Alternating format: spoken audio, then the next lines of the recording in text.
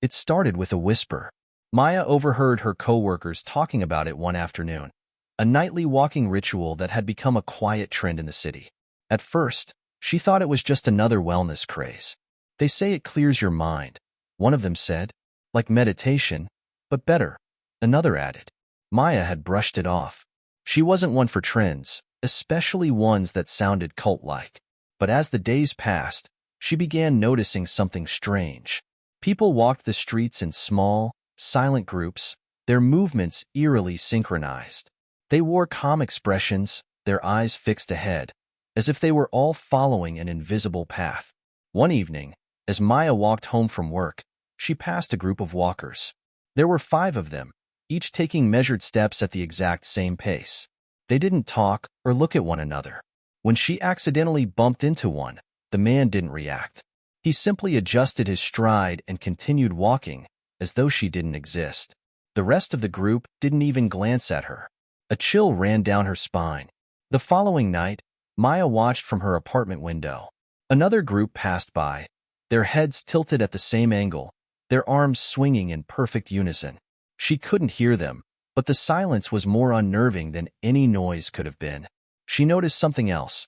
The groups were getting larger. What had been clusters of 5 or 6 had grown into groups of 20, then 30. And the walkers were everywhere, crossing streets, moving through parks, flowing like streams of bodies toward something. Maya's curiosity got the better of her. She searched online for any information about the walkers, but there was nothing official, just forums filled with cryptic comments. You have to try it. You'll feel at peace. I didn't understand until I joined. Now I can't imagine life without it. Once you walk, you'll never stop.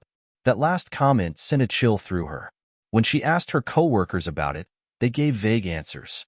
It's hard to explain, one of them said. You'll just have to join us one night. Maya decided to follow a group. One night, she waited near her apartment until a cluster of walkers passed by. She kept a safe distance, her footsteps light on the pavement. The group moved with eerie precision, their heads turning in perfect synchrony as they navigated corners and crosswalks. They didn't speak, didn't hesitate. It was as though they were all connected to the same mind. Maya followed them for blocks, her unease growing with each step. Eventually, the group reached a large, empty park. Under the pale glow of the streetlights, dozens, no, hundreds, of walkers gathered. They formed concentric circles, their movements slow and deliberate. They walked in silence, round and round, as though in a trance. Maya hid behind a tree, her heart pounding. What were they doing? Then, one of them stopped. A woman broke away from the circle, her movements stiff and jerky, as though she were fighting an invisible force. Her head turned slightly, and for a brief moment, her eyes met Maya's. "Help me," she mouthed. Before Maya could react, 2 other walkers stepped forward, grabbing the woman by the arms and pulling her back into the circle. The group continued walking, their rhythm unbroken.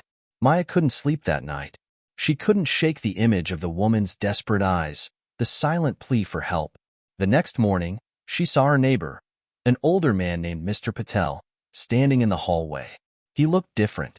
His face was calm, but his eyes were distant, unfocused. "Mr. Patel?" she asked. He turned to her slowly, as if registering her presence took effort.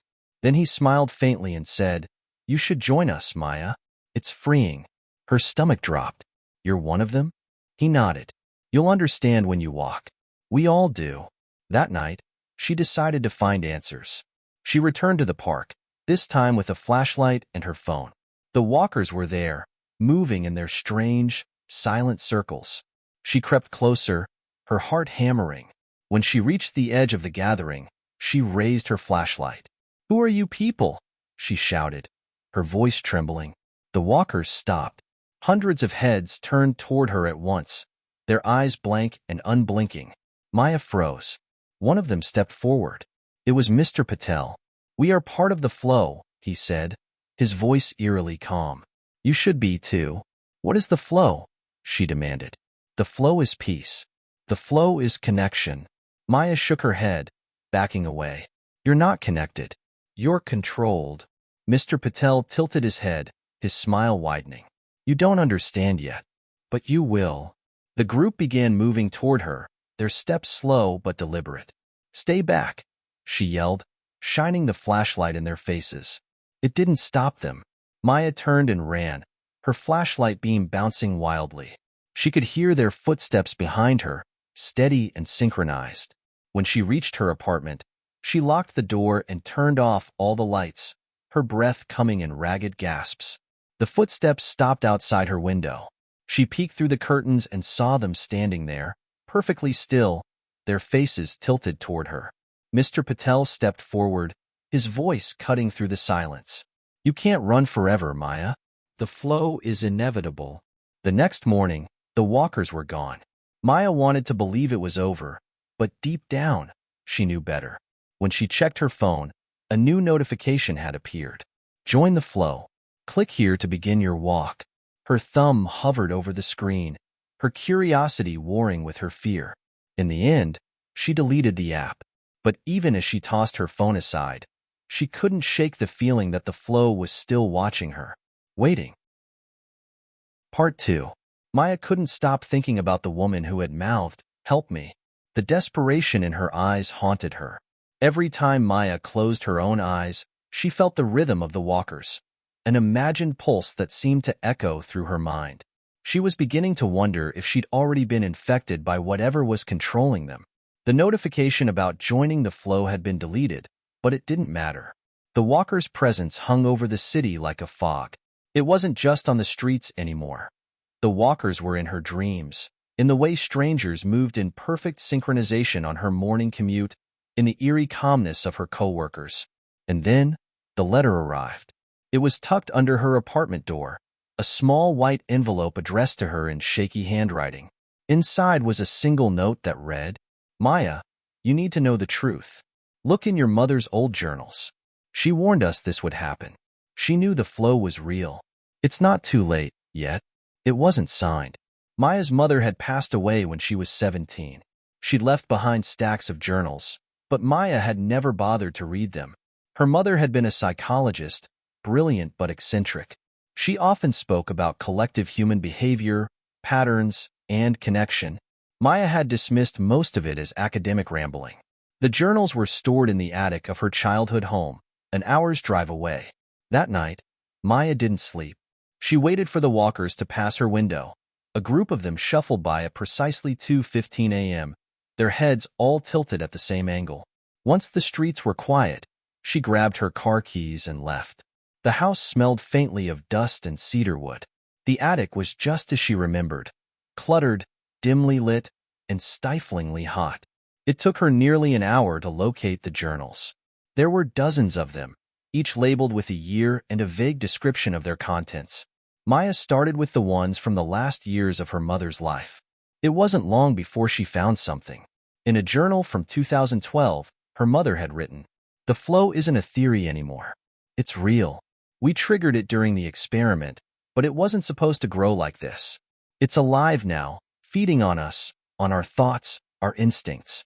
We created a collective consciousness, and it's stronger than we anticipated.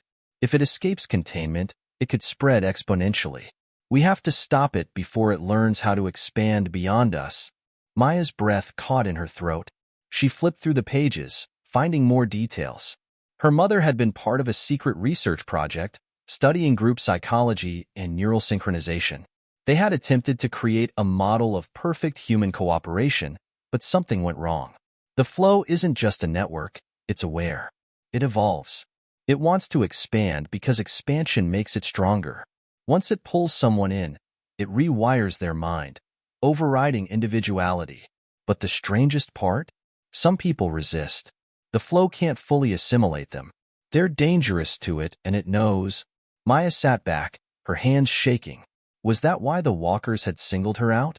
On the next page, she found a diagram of concentric circles, eerily similar to the formations she had seen in the park. Below it, her mother had written, "The flow needs an anchor, a physical conduit where it can concentrate its influence. Without the anchor, its connection weakens. I believe the anchor is somewhere in the city, tied to its origin. Destroy the anchor, and you weaken the flow. But you must act quickly. The longer the flow exists, the harder it will be to stop. Maya flipped to the last entry in the journal. They'll come for me soon. I've seen the signs. My colleagues are already walking. I won't let them take me. If you're reading this, Maya, I'm sorry. I never wanted you to be involved. But if the flow returns, you'll know what to do. Tears blurred Maya's vision. She closed the journal, her mother's words echoing in her mind. The anchor. Maya spent the next day scouring the city for clues. She searched online forums, pieced together cryptic comments, and tracked patterns in the walkers' movements. It all pointed to a single location, the old Belmont Psychiatric Hospital on the outskirts of town. Belmont had been abandoned for years, but rumors about strange activity there had persisted. Some claimed it was haunted. Others said it had been used for government experiments. Maya had always dismissed the stories, until now. The hospital loomed in the darkness, its windows shattered and ivy crawling up its stone walls. Maya parked her car a block away and crept toward the entrance. Inside, the air was cold and damp. The walls were covered in peeling paint, and debris littered the floors. She switched on her flashlight, the beam cutting through the gloom. At first, the hospital seemed empty, but as she ventured deeper, she began hearing it. The faint sound of footsteps, perfectly synchronized. She followed the noise to the building's central courtyard. There, under the pale moonlight, were the walkers. Hundreds of them. They moved in slow, deliberate circles around a massive, rusted machine that stood in the center of the courtyard. The machine hummed faintly, emitting a low-frequency vibration that made the ground feel alive. Maya's heart raced. This had to be the anchor. She crouched behind a column, trying to figure out her next move. The machine looked old, but its core pulsed with an otherworldly light. Destroying it wouldn't be easy. As she scanned the courtyard, she noticed something strange. The walkers were avoiding a specific part of the circle, a crack in the ground, glowing faintly with the same light as the machine. Maya realized it wasn't just the machine that was the anchor. It was whatever was buried beneath it. The choice. Maya crept closer, her flashlight tucked into her pocket.